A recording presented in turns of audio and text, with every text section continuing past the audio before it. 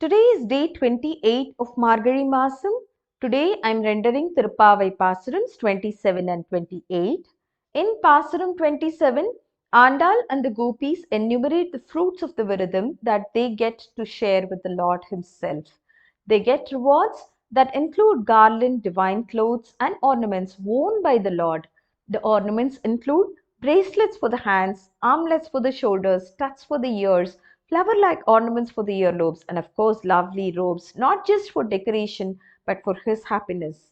Then they will together partake food cooked in milk, saturated with ghee that flows down the elbow. This symbolizes sweetness and delight of the union with God. In Pasaram 28, Andal acknowledges this band's ignorance of the Shastras to attain the feet of the Lord. They follow the milk-giving cattle to the forest with the sole idea of eking out a livelihood.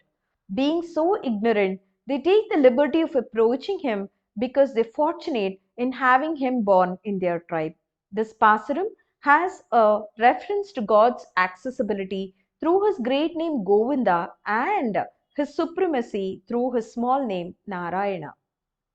கூடாரே வெல்லும் கோவிந்தா தன்னை பாடி பறை கொண்டு யாம் பேரும் சம்மானம் நாடு புகழும் பரிசினால் நன்றாக சூடகமே தோள்வலையே தோடே செவி பூவே பாடகமே என்றெனைய பல்கலனும் யாமடிவோம்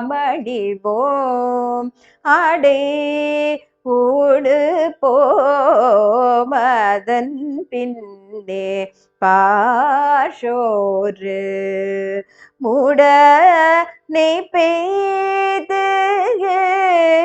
முழங்கு வழிவார கூடியிருந்து குளிர்ந்தேனோரம் பாவாய்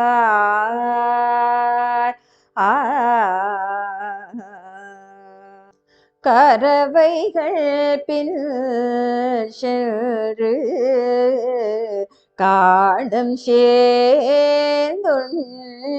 சேர்ந்துண்போம் அறிவுமில்லாத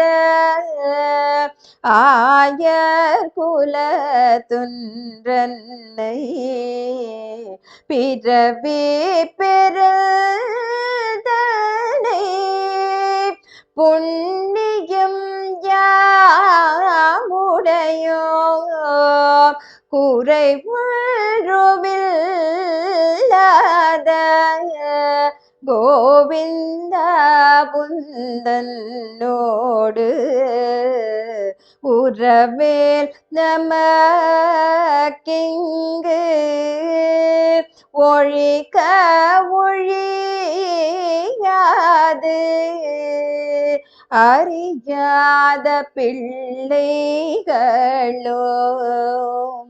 அன்பினால் உந்தன்னை சிறு பேரழித்தனவும்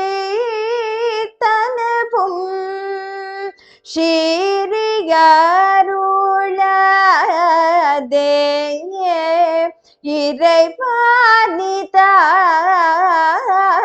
இறைவானிதாராய் பரவேலோரெம் பாவாய்